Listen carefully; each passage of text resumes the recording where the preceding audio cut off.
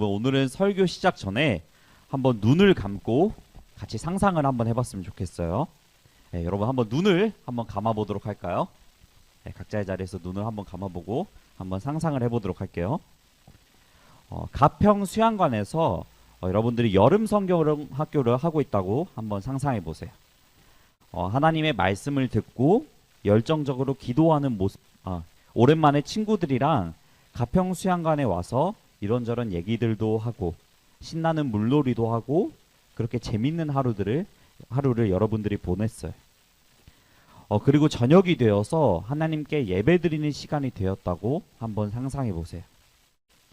하나님의 말씀을 듣고 열정적으로 기도하는 모습들이 주위에 보여요. 선생님들도 나를 안아주시면서 기도하고 눈물 흘리시면서 하나님 만나야 한다고 계속 기도하라고 말씀하세요. 그런데 내 마음속에는 전혀 감동이 없어요. 다른 선생님이나 친구들은 눈물도 흘리면서 하나님을 만난 것만 같은데 나는 하나님을 못 만난 것 같아요. 빨리 기도하고 예배하는 이 시간이 끝났으면 좋겠다는 마음이 들어요. 졸린데 언제 끝나나요? 자, 여러분 이제 한번 눈을 떠보도록 할게요. 여러분들 중에서는 이런 경험을 해본 친구들이 있나요?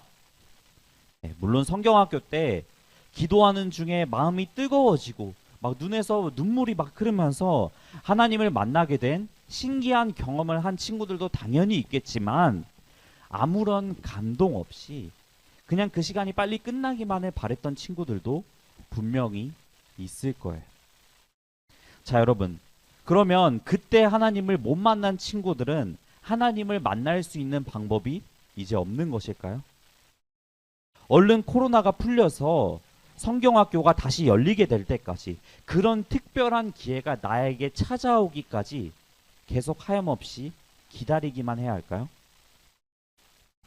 사실 여러분, 방금 우리가 상상했던 모습은 전도사님의 초등부 시절 모습이에요.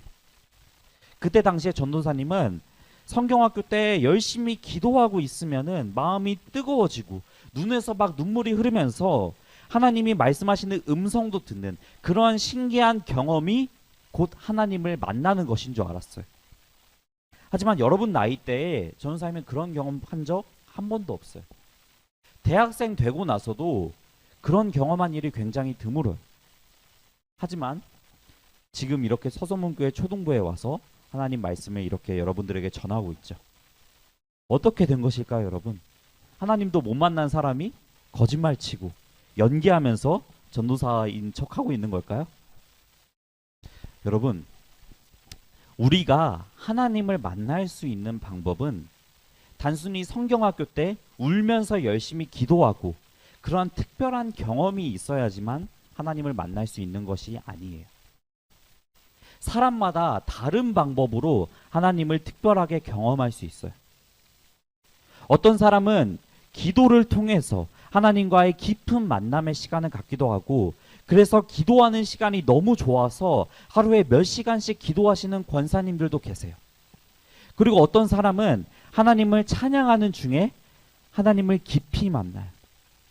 하루 종일 하나님을 찬양하면서 하나님이 지금 이 시간 나와 만나주심을 나와 함께하고 계심을 찬양을 통해 강력하게 느끼는 거예요. 그리고 전도사님 같은 경우에는 말씀을 통하여서 하나님과 깊이 만나는 시간을 가져요. 유명한 목사님의 말씀을 듣고 또 전사님이 말씀을 읽고 직접 준비하기도 하면서 그동안 하나님이 자기 백성들을 위해 어떻게 일하시고 계셨는지 쭉 알아가다 보면 어느 순간 말씀 안에 계시는 하나님을 나도 모르게 만나고 있더라고요. 여러분, 우리가 국어 시간 때 다른 소설이나 다른 문학 작품들을 읽으면 그것이 작가와 간접적으로 만날 수 있는 시간이 될 수 있다고 배우잖아요.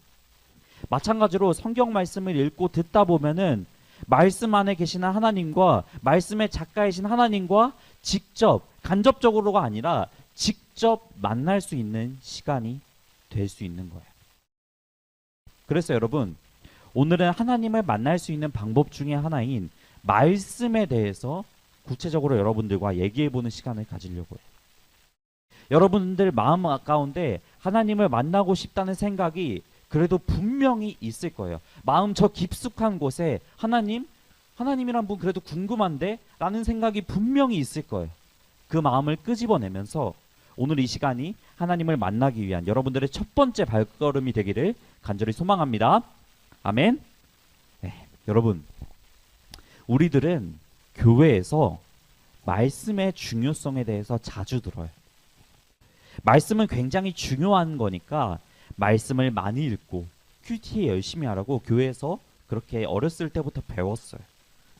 우리 초등부에서도 수요일은 예조데이여서 큐티한 다음에 인증샷 보내라고 하고 주일에 채팅 남기지 말고 전사님 말씀에 집중하자고 선생님들이 그렇게 말씀하시잖아요.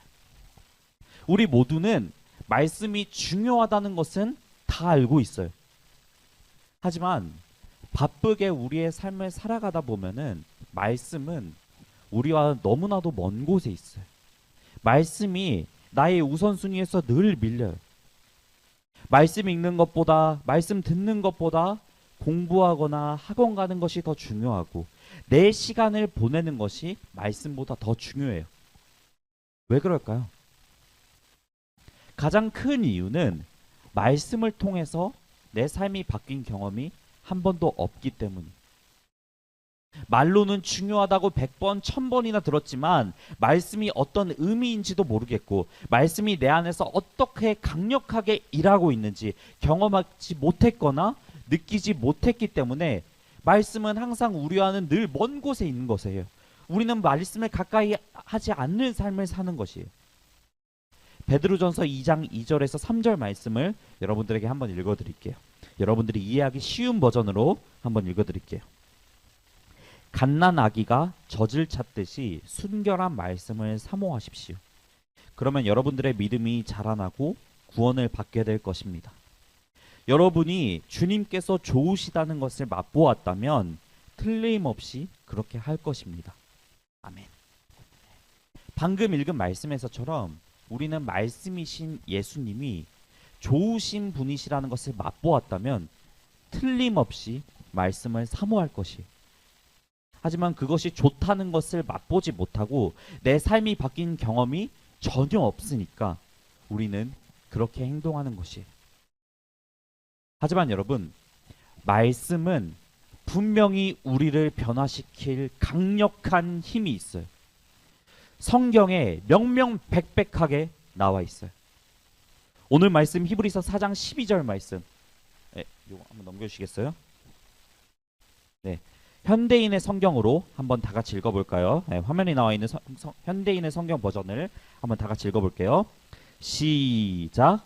하나님의 말씀은 살아있고 활동력이 있어서 양쪽에 날이 선 그 어떤 칼보다도 더 날카롭습니다.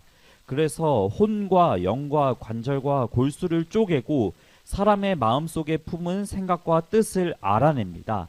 아멘. 이 말씀에서처럼 하나님의 말씀은 우리를 변화시킬 힘이 있어요. 돌처럼 굳어있는 내 마음을 깨뜨리고 찌르고 쪼개서 하나님 앞에 회개하도록 하는 죄인인 나를, 아니 우리가 사는 이 세상을 새롭게 변화시키는 그런 놀랍고도 강력한 힘을 말씀은 분명히 가지고 있는 것이에요. 그 예시를 들어볼까요? 여러분, 1866년 9월 2일 조선 땅에 토마스 선교사님이라는 분이 이렇게 생긴 배를 타고 오셨어요. 그런데 그때 당시 조선은 외국 사람들에 대해서 침입자라고 생각하고 굉장히 부정적인 감정을 가지고 있는 상태였어요. 그래서 선교사님이 타고 있던 그 배를 불태워버리고 뱃속에서 뛰쳐나온 사람들을 모조리 다 죽여버려요. 그런데 불타고 있는 그 뱃속에서도 토마스 선교사님은 조선 땅 쪽으로 온 힘을 다해서 책들을 던졌어요. 예수 그리스도라고 목이 터져라 외치면서 책을 육지 쪽으로 계속 던졌어요. 그리고 마지막 남은 한 권의 책을 자기 품 안에다가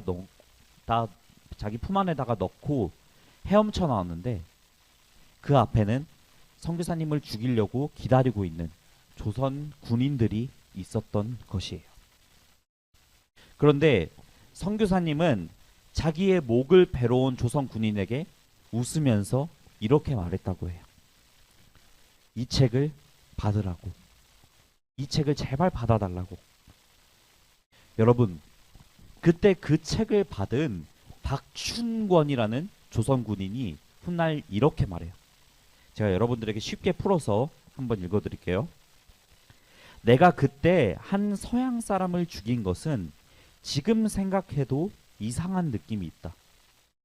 내가 그를 창으로 찌르려고 할 때 그는 두 손을 잡고 웃는 표정으로 한 책을 나에게 받으라고 권했다. 그래서 내가 그를 비록 죽이기는 했지만 이 책을 받지 않을 수가 없어서 받아왔다. 여러분, 박춘권이 얼떨결에 받은 그 책이 바로 성경이에요.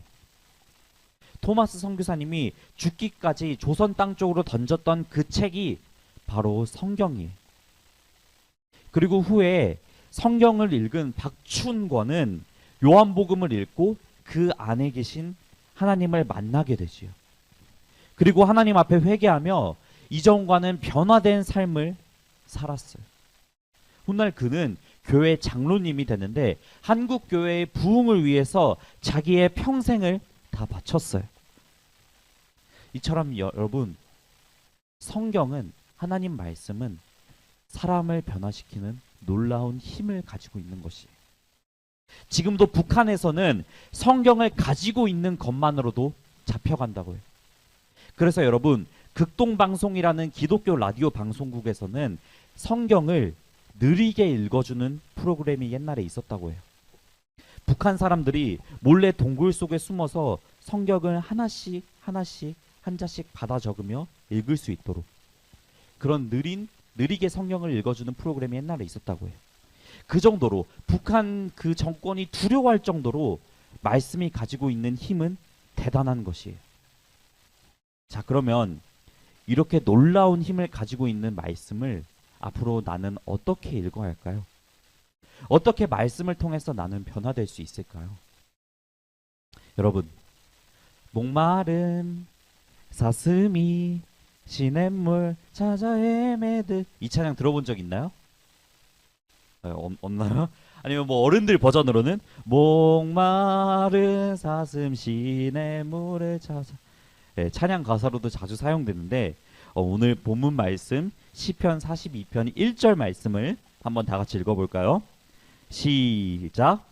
하나님이여, 사슴이 시냇물을 찾기에 갈급함같이 내 영혼이 주를 찾기에 갈급하나이다.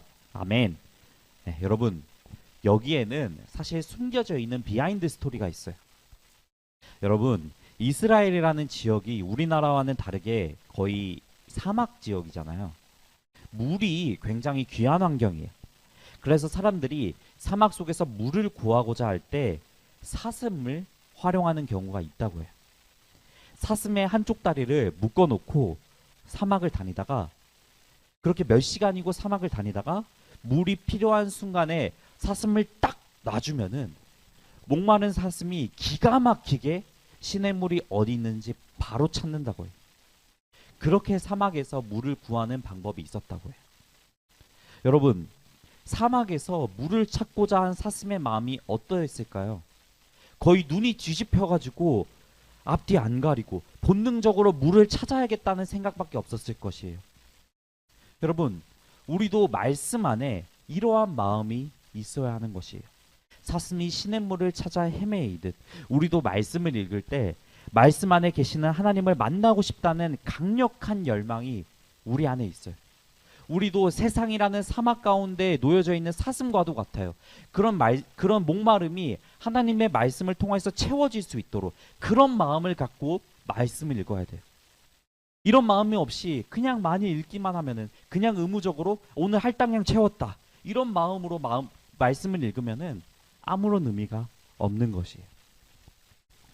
사랑하는 여러분, 오늘 우리는 하나님을 만날 수 있는 방법 중에 하나인 말씀에 대해서 한번 같이 나누어 보았어요.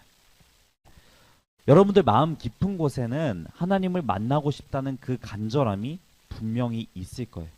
마음 저 깊숙한 곳에 여러분들이 잘 들여다보면은 아, 하나님 그래도 궁금한데? 하나님 그래도 한번 만나보고 싶은데? 다른 사람들도 하나님 만났다고 하는데 나도 한번 만나보고 싶어 라는 그 간절함이 분명히 있을 거예요. 비록 겉으로는 예배 시간이 귀찮고 왜 해야 하는지 모르겠지만 빨리 끝나고 게임하고 싶지만 여러분들의 마음 저 깊숙한 곳에는 분명히 있을 거예요. 그 마음을 끄집어내어서 간절한 마음으로 말씀을 읽고 들을 수 있는 여러분 모두가 되었으면 좋겠어요. 여러분 하나님께서는 자신을 찾는 자를 분명히 만나주시는 분이세요. 두드려라 그러면 열릴 것이라고 말씀하셨어요. 그렇게 말씀을 통하여서 이 초등학교 고학년의 시기에 중고등부에 올라가기 전 이 귀중한 시기에 하나님을 꼭 만날 수 있는 말씀이신 하나님을 통하여서 여러분들의 삶이 바뀔 수 있는 그런 귀중한 경험을 여러분 모두가 하기를 간절히 소망합니다. 언제까지 부모님이 하라고 해서 예배드리고 말씀 듣고 그럴 수는 없잖아요. 우리를 변화시킬 하나님을 기대하면서 오늘을 기점으로 말씀을 사모하는 그런 여러분들의 목마름이 말씀을 통하여서 채워지는 그런 역사가 우리 초등부 친구들 모두 가운데 임하기를 간절히 소망합니다. 아멘. 네, 다 같이 기도하겠습니다. 다 같이 기도하겠습니다. 사랑의 하나님, 하나님을 만나고 싶습니다. 그 방법 중에 하나인 말씀을 우리에게 주셨고 이제 말씀을 통하여서 당신을 만나러 나아갑니다. 우리를 변화시켜 주시고 말씀이 없이는 안 될 것만 같은 그런 간절함도 저에게 허락해 주세요. 모든 것에 감사를 드리며 살아계신 예수 그리스도의 이름으로 기도하였습니다. 아멘.